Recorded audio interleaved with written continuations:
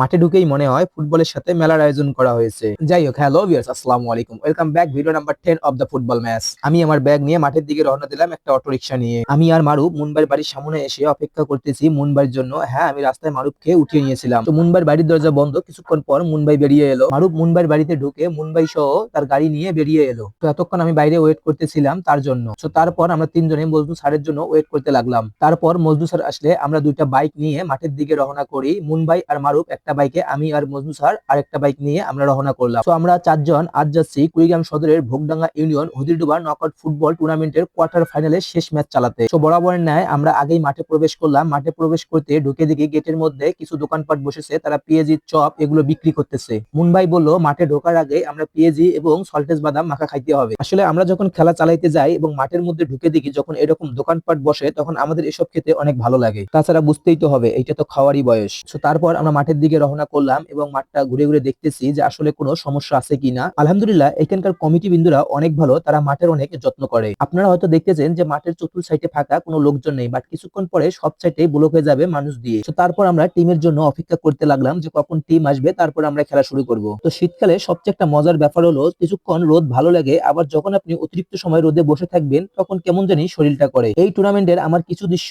ভালো লাগে যে কিছু লোক আছে তারা খেলা শুরু হওয়ার অনেক আগ থেকেই মাঠে এসে বসে থাকে। তো ফাইনালি আমরা ড্রেস আপ করে মাঠে নেমে পড়লাম। তো আজ বাসিতে থাকবেন মজনু স্যার এবং অ্যাসিস্ট্যান্ট রেফারি হিসেবে থাকবেন আমি এবং মন ভাই। তো প্রতিদিন মাঠে নামার আগে মেইন রেফারি প্লেয়ারদেরকে কিছু দিক নির্দেশনা দেয় যাতে প্লেয়াররা সেই দিক নির্দেশনা মতন খেলতে পারে। তো মজনু স্যার গোলকিপারকে এইটা বোঝাতে চাচ্ছে যে গোলকিপার বল গ্রিপ করার পর 8 সেকেন্ডের বেশি বল হাতে নিয়ে থাকতে পারবে না। প্রথমবার যদি বল 8 সেকেন্ডের বেশি হাতে নিয়ে থাকে সেক্ষেত্রে মজনু স্যার কর্নার কিক দিবে, এবং দ্বিতীয়বারও যদি গোলকিপার সেম ভুল করে তাহলে গোলকিপারকে ইয়েলো কার্ড দিয়ে এবং কর্নার কিক দিবে। তৃতীয়বারও যদি গোলকিপার সেম ভুল করে সেক্ষেত্রে কর্নার কিক দিবে এবং গোলকিপারকে সাবধান করবে, এবং চতুর্থবার গোল যদি সেম ভুল করে গোলকিপার সেক্ষেত্রে গোলকিপারকে সেকেন্ড ইয়েলো কার্ড দিয়ে লাল কার্ড দেবে এবং বিপক্ষ টিমকে কর্নার কিক দেবে। লাল যাচ্ছে পরিচিত প্লেয়ার পাটেশ্বরী স্পোর্টিং ক্লাব এবং টিয়া কালার যাচ্ছে পরিচিত প্লেয়ার বাসুরবিটা একাদশ। সো দুইটি টিমে হাড্ডাহাড্ডি লড়াই করে একে অপরকে অ্যাটাক করে, কিন্তু শেষ পর্যন্ত পাটেশ্বরী একাদশ তারা এক গোলে এগিয়ে যায়। সো আমি ভিডিও শুরুতেই বলেছিলাম যে এই মাঠে চারিদিকে দর্শক দিয়ে পূরণ হয়ে যাবে। সো এই ছিল আজকের ভিডিও, দেখা হবে নেক্সট কোনো ভিডিওতে। আমাদের ভুল ত্রুটিগুলো ক্ষমা দৃষ্টিতে দেখবেন এবং কমেন্টে আপনার মতামত জানিয়ে যাবেন।